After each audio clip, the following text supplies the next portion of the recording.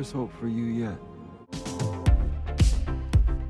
Hey, welcome to Screen Crush. I'm Colton Ogburn, and Ahsoka Episode 5 was absolutely insane. We've got my boy Hayden Christensen back as Anakin Skywalker, live-action Clone Wars battles. It was intense. Now, a little later, I'm going to bring in Screen Crush's own Dotson Sykes and Brianna McLarty to tell me what they thought about the episode, but first, let me geek out a little. Now, the first Star Wars movie I saw in a movie theater was Revenge of the Sith. I was like 7 years old, and for years, I'd watched on repeat the original trilogy VHS tapes, as well as the first two prequels. But there was always this missing piece that was Revenge of the Sith, and I was so excited to finally get that missing story when that film came out. And I was fortunate enough to be able to get a lot of the toys and the video game, and it was just an awesome time. And Revenge of the Sith and the hype around that movie when it was coming out, it's a core memory for me and just a significant part of my life, and I'm sure it has inspired a lot of my work as a big boy now. And look, while as an adult and a filmmaker, I see the flaws in the prequels. I do, but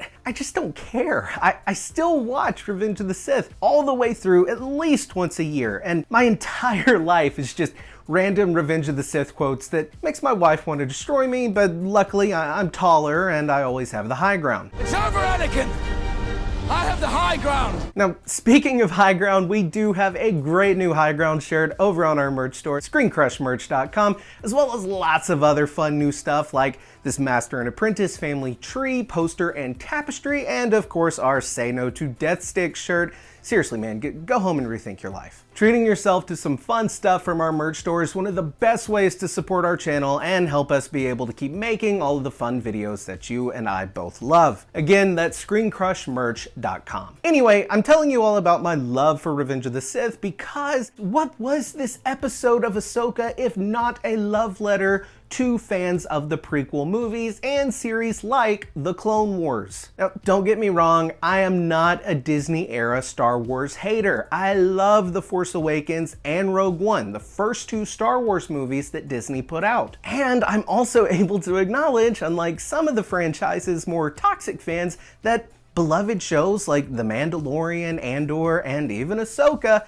Guess what? What? those are Disney Star Wars too. That's impossible! But I do want to share a critique I have of those first few years of Star Wars being back under the helm of Disney. During that time, there was basically no acknowledgement of the prequels. They avoided those movies like the plague and anything adjacent to them like the Clone Wars series. I mean, they even put out a Star Wars Battlefront game, the first one since the masterpiece that was the first Star Wars Battlefront 2, and in this new game, there were no prequel characters, no prequel planets, no prequel ships, and it was just obvious that Disney and Lucasfilm felt their best path forward was to ignore the prequels and focus heavily on the original trilogy. And look, I get that. The prequels were not received well by critics and a lot of fans, and Disney understandably thought that their best course of action was to stick to the nostalgic love of the first three films.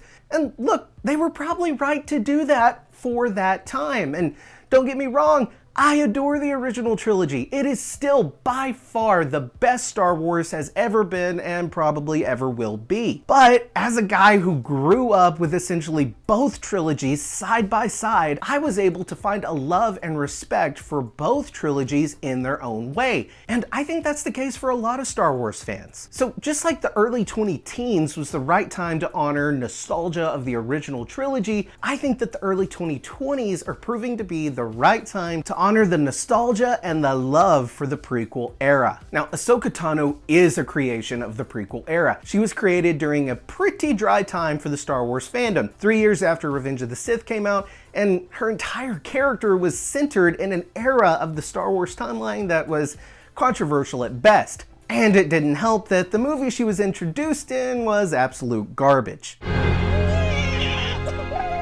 I thought you liked to play in the sand. Sorry to those of you who liked that movie, all three of you, but yeah, it was a dark time for Star Wars. But then came the Clone Wars series, which, in my personal opinion, had a rough start, but as the series progressed, it turned into a really great piece of Star Wars. A piece of Star Wars that is now being honored in live action. This is the Clone Wars!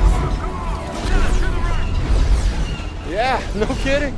And look, as a prequel fan, I've been begging for some live-action prequel-era material, and boy, did this episode of Ahsoka deliver. We got to see young Ahsoka in one of her first battles in the Clone Wars with her green lightsaber, and those OG clone troopers, and Hayden Christensen, the GOAT, in his Clone Wars costume. And it put a huge smile on my face. What about my training? This is your training. Now, was this extremely fan servicey? Yes, but that's okay. Fan service is okay. Hell, I'd even argue it is necessary as long as it contributes to the story and doesn't feel out of place. And to me, this episode handled that perfectly. In fact, not to complain, but I feel like it could have used a lot more. I mean, if you're gonna do a trippy dream sequence episode with Hayden Christensen back as Anakin, go all out. Show me more than 2 battles. Show me an alternate future. Show me Ahsoka struggling with her choice to leave the Order, and then Anakin showing her what would have happened had she stayed. Show Ahsoka and Obi-Wan fighting Anakin on Mustafar and maybe killing him, making it to where he died evil instead of redeemed, meaning that the way history actually panned out was the best path possible. Use every tool in your tool belt and drive home that point that everything that happens for a reason and happens because the Force willed it to. Now, I don't want to come off greedy when I say that I wanted more, but I do think this episode should have been Ahsoka and Anakin the whole way through. I love the stuff with Hera and Jason, I really did, but come on, we were all screaming, get back to Ahsoka and Anakin every time they cut away, right? You look the same.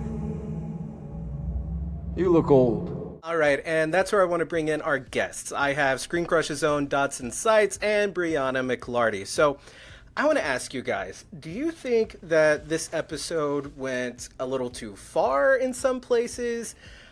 Did it not go far enough? Like, what are your overall thoughts on the episode and its incorporation of like some OG prequel stuff and Clone Wars stuff? Dot, I'll throw it to you first. Yeah, okay, so for me, I thought it was a little too much, a little too much, a little not enough, and a little, like, all just perfect. The way it was so fragmented, it felt at sometimes like I hated what I was seeing on screen. Sometimes I was literally cheering for what I was seeing on screen. Like, biggest example, right, is those Clone Wars scenes, right? The first Clone Wars scene I actually hated, and mostly because I don't know why Hayden Christensen doesn't know how to, like, run in gloves, I guess, is what was throwing him off. But, like, he looked like a toddler that was just wearing a suit for the first time. And, like, it takes away kind of from some of those, like, harder moments when you see him, like, flashing in the clouds with, like, Vader right over his silhouette. And like, also, like, seeing the Clone Wars armor for the first time in live action was so cool, but it was kind of ruined to me by his acting in that moment. Now, literally, you splice that with that second Clone Wars scene, and I loved that scene. I thought that was actually very reminiscent of where both Ahsoka and Anakin were, and really showed, like, the difference in how Ahsoka has been brought up, and the problems with Ahsoka being brought up as a warrior for something that was meant to be a peacekeeping religious order, right? Like, she was she had this kind of big, like, losing my religion kind of moment in the Clone Wars, and I think that was really powerful, and I think that second scene really showed that really well. And, of course, it was super gratifying seeing, you know, the Death Watch horns on those Mandalorians. That first shot of them that you see, to me, actually looked literally like it was animated, right? I had to pause a couple of times to see that it was actually live action, but that frame to me literally looked animated to me. So, like, it was weird. There was some beats that felt really, really strong. There were some beats that felt really, really awkward, right? I feel a little strange with, like, especially when you watch Anakin in Revenge of the Sith, and, like, how kind of, like, unhinged he is and kind of how childish he is in a lot of ways, right? Now, Clone Wars and, like, Dave Filoni's, you know, backstory has really kind of retconned a lot of those feelings, and we kind of, like, see that slow build to where he's gotten to now, and we have that understanding. But it's still hard for me to kind of, like, rationalize that he's come from that kid to being this, like, mentor-esque figure through being Vader, right? and so that's kind of the I think, to me, the big thing that Ahsoka and Anakin are battling out in this episode, and that is a huge like character development to just try to summarize in one episode, and I think they did a pretty good job for the most part. There were just some things to me that really stuck out, and that kind of threw me out a little bit. Kind of like the de-aging did in the first reveal, right? Where it was like, oh, this is really cool. Oh wow, we really see that the ears have actually affected you here. Even though Disney Magic didn't quite cover up everything. Yeah, well, it sounds to me like one of your biggest critiques. It's not really a critique of the episode or what they did here with these flashbacks. It's really of Clone Wars and their decision to go back and make Anakin this mature general type character. And that's great in the Clone Wars. It's cool. You kind of get to see in Clone Wars more the side of Anakin that becomes this leader, Darth Vader. But when you watch Attack of the Clones and then Revenge of the Sith, it's very clear that Revenge of the Sith is a direct sequel, really, to Attack of the Clones. And the character of Anakin in Revenge of the Sith did not have the character development that they later go back and give to him in Clone Wars. So I think that could be a lot of the problem there. And yeah, he seemed so awkward in that armor. I don't know what the deal was there, if it was just uncomfortable or what, but the way he was moving in that armor was really weird. So I do want to throw it over to Brianna. Brianna, what did you think of this episode, and do you think that it was too much or not enough in some places? I really like this episode. This is probably my favorite episode of the show so far. I do agree about the armor thing. However, I looked past Bo-Katan's wig for all of Mandalorian season 2, so I could look past the armor. I think I really liked having as much Clone Wars in there as we did, because I think one of the hard things about kind of mashing this animated universe and this live action universe is that animation, especially in the Clone Wars, because it was kind of more marketed at kids, it can soften things. And so you have moments in like the animated Battle of Ryloth where like, oh, it is kind of crazy that these grown adult clones are all calling her commander, but seeing her as a child soldier was a completely different experience. It was a lot heavier and it was a lot sadder. Like the whole gravity of that, like all sticks out, right? Like seeing her as a little kid, that yeah, you're right. Yeah, she looks like such a baby, and like I looked up how old she was. She was like 14. That's like an 8th grader or a freshman. Like that is. Can you imagine like an 8th grader or a freshman like leading people into battle? Literally, like that's insane. Yeah, I was like, no wonder she's traumatized. So I was really happy they showed that, because I think it made it a lot more clear how difficult that was, and honestly, it kind of made it clear how wrong the Jedi Order was to throw all of these like kids, because most of them ended up dying. She's just one of the ones who lived. So I really, really enjoyed that. I do think the de-aging and the armor was not the best, but I feel like I've looked past bigger Star Wars costuming mistakes. Fair. Yeah. And then in terms of some of the seeing him as this mature general, I think that the Clone Wars does retcon that a fair amount. I think I'm even more willing, honestly, to accept it in this, because we're seeing it from Ahsoka's perspective, and I do think it's a little bit like when you're a little kid and you're looking at people who are older than you and you're like, oh my god, they're so old, and it's like, they're not. They're still like, they're still very young, but they feel really old, and I do get that sense from Ahsoka, especially in like the first scene where I'm like, he could have been very immature. He kind of was honestly pretty blasé about the lives, but to her, he would have seemed like this great mentor. Well, I love that you both brought up the fact that we got to see her as a child. And I personally, I think I've seen that animated Clone Wars movie once, and like the first few seasons of Clone Wars once. I'm more of a later seasons of Clone Wars fan. And I forget how young Ahsoka really was there. They could have gone the route of just having Rosario Dawson play the Ahsoka in that situation and have everything else around her be older and Clone Wars era, but have her just maintain, her current look. But I'm glad they made the decision to cast a young actress and have her be so young in that scene, because like you said, it really does show the gravity of the situation of the Clone Wars and why Ahsoka is the way she is. So I'm glad you mentioned that. Now, in the spirit of me, like, being greedy and wanting more Anakin, like I talked about earlier in the video, I want to ask both of you, do you think we are going to get any more Anakin this season? There have been trailers where we hear more Anakin. Now, that could just be cut dialogue from this episode, but I'm kind of hoping we get some more. Do you think we'll get some more? Dot, I'll throw that to you first. I would have to go through and look back at the actual cut dialogue that we haven't seen in the trailers to see if it's actually stuff that I think would fit in, like, cut things from this trailer to, like, officially make that call. But my gut tells me that no. I feel like this is kind of what we needed Anakin for, right? Like, this episode, I was talking with somebody about this online. They were like, I don't like episodes that are solely for character buildup. And I was like, okay, I don't even think this episode did do that, right? But I don't think this episode is only that, right? We got, not only was it like this big triumph over her own darkness and this big metaphor, Ahsoka the White and all this cool stuff, but like we found how she's going to get to Ezra. That was the plot step that needed to happen in this episode, right?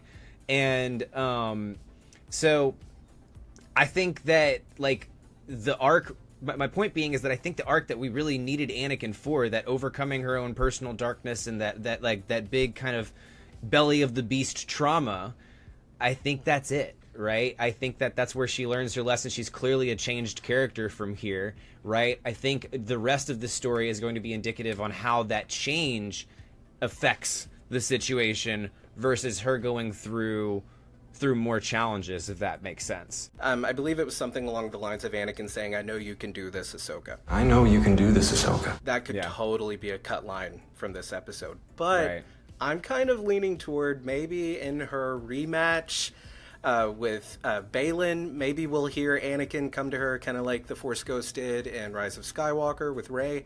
Brianna, what do you think? Do you think we're going to hear any more Anakin, see any more Anakin? I think we might have sort of what you talked about. Like, I can see, like, in the finale having a very short Anakin moment, but I don't think we're going to get much more than that. And in all honesty, I do love Anakin, but I kind of hope we don't. Because for me, this episode was the first episode of the show that felt like was actually centered on Ahsoka and not Sabine. And I really like Sabine, but the show's called Ahsoka. So I liked having Anakin there because of how it let Ahsoka's story progress, but I think putting a lot more Anakin in would just distract from her, and I really just like want the show to be about her. Very true. Yeah, I've said from the start, this show should have just been Rebels Season 5. I think that would have been a better title. I love Ahsoka, but this is not an Ahsoka series, really, until this episode. It's more of a Sabine series. Exactly. I hope this is the pivot. I'm really hoping this is the pivot because I really like Ahsoka. I hope so too, and the fact that Hera stayed behind could kind of be a sign that we're going to get some more Ahsoka-centric storytelling. I mean, especially with like how many episodes we have left, right? Like, you can kind of look at these first couple of episodes where we felt that it was so Sabine heavy as like she loses Sabine too, and that's her biggest moment into the belly of the beast kind of thing, and like that build up kind of looks like it makes sense there. And so if this if the story ends up being like just like we saw in this episode, kind of showing how her change and like how her finishing her training with Anakin has really changed her, right? Then I think that overall I can look at the series as more of an Ahsoka show than Rebel Season 5 at this point, possibly. Yeah, I hope so. Before we go, I wanted to complain about something, and I think you two will enjoy this. I wanted to talk about how incompetent and ineffective and just eerie the New Republic seems. Like, when those New Republic ships came in toward the end of that episode, it felt like Star Destroyers flying in there. Yeah. Like, why did I feel scared of this New Republic, the government that took over after Return of the Jedi? Why is a character like Chancellor Mothma, who is supposed to be this badass rebel who we've seen in Andor in like the exact same position that Hera was in when begging for help, now all of a sudden she's acting like this crooked, corrupt, out-of-touch politician, and that bothers me so much because I love that character. And I mean, it makes sense that this is happening because we know what happens with the First Order and all that. But what did you guys think about how seasons like Mandalorian Season 3 and now in Ahsoka, we're getting to see just the incompetence of the New Republic? I'll throw that to you first, Brianna. I do agree. It definitely, like, when they showed up, I was like, oh, they seem like the bad guys here, because they are the bad guys here. I think it's actually really, as someone who likes politics in Star Wars, which I know is kind of controversial, I actually am really enjoying. But yeah, I'm really enjoying being able to see it, because I think especially what you're seeing with characters like Mon Mothma is they've been in some sort of war or rebellion for like over 30 years at this point. Like there was the Clone Wars, and then there was the Empire, and there was like years of rebelling against the Empire. And I think all of these characters, it's not that I think Mon Mothma is like incredibly evil. I think she's tired, and I think she's really wants there to be peace. And I think she's willing to like turn her head if she thinks there can be peace. And I don't think she's not looking at the flaws of the Old Republic that allowed it to fall. Like the bureaucracy of the Old Republic was one of the biggest ways it could fall. If you see it in the Phantom Menace, where they won't go and help Naboo because they need to do a whole investigation, and you're seeing a lot of those same problems. Now, what sucks is you would need a giant bureaucracy to manage thousands and thousands of planets. Right. So there has to be a bureaucracy. But she's not looking at where that failed. Instead, she's just trying to sort of reset everything as it was. But now they don't even have a moral compass at all, because the Jedi Order no longer exists. So it's even more fraught. I don't think that it comes like from like, yeah, I want everything to be bad. I think she just really wants everything to be good, but isn't actually looking at the work it takes to get there. And she's letting a lot of bad apples rot all of it, which is exactly how the First Order came to be. Yeah, and I mean, don't get me wrong, I love her character, and I think you're right that she's probably in some state of denial, and you're right that she probably is exhausted. You know, we didn't get a lot of focus on her character in the original trilogy, but as we know in the canon, she was at the front line of all of these battles and the war to bring down Palpatine. So I think you're right that she's probably trying to juggle this, you know, dilemma of I want to listen to Hera, and I want to be able to do the rebellious things I used to do, but I also want to be able to maintain this democracy we fought so hard to build. And with a democracy, she can't just act as like this supreme chancellor who just says, okay, do this, I don't care what the senators say. So yeah, to your point, that would be undemocratic and show poor leadership on her part, even though Hera's right in this case. Dodd, what do you think about the Chancellor, the New Republic, all of that? I know we always say people hate politics in Star Wars. This channel loves politics in Star Wars. Like everybody here loves politics in Star Wars, all right? And this is so satisfying for us, for these kind of fans, right? Because it is right. I felt that same thing y'all felt as soon as they pulled up here. I was like, they have really positioned them as the antagonist in this story right now, and that's because right now the whole Thrawn squad is gone. They're adios. They're not even a part of the picture.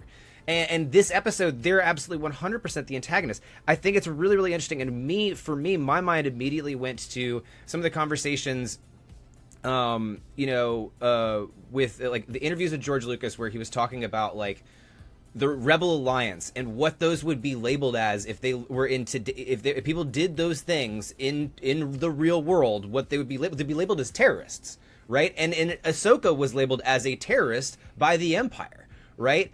And we've seen when actual terrorists can form a government, they usually don't form the most cohesive system there, right? It has a lot of faults there, right? It's kind of it reminds me of the Joker at the end of Dark Knight. I'm kind of like the dog chasing the car. I don't know what to do when I get it, you know. Yeah. And it's the same thing with this. The Rebel Alliance. There was so much of it that was moral based, right? We see Andor, and I love all the moments in Empire are so great because they're the easy moments, right? It's the really, really easy bad guys and the really, really easy good guys, right? And you can play with those elements there. Now, once the dogs finally caught the car at the end of Endor here, right?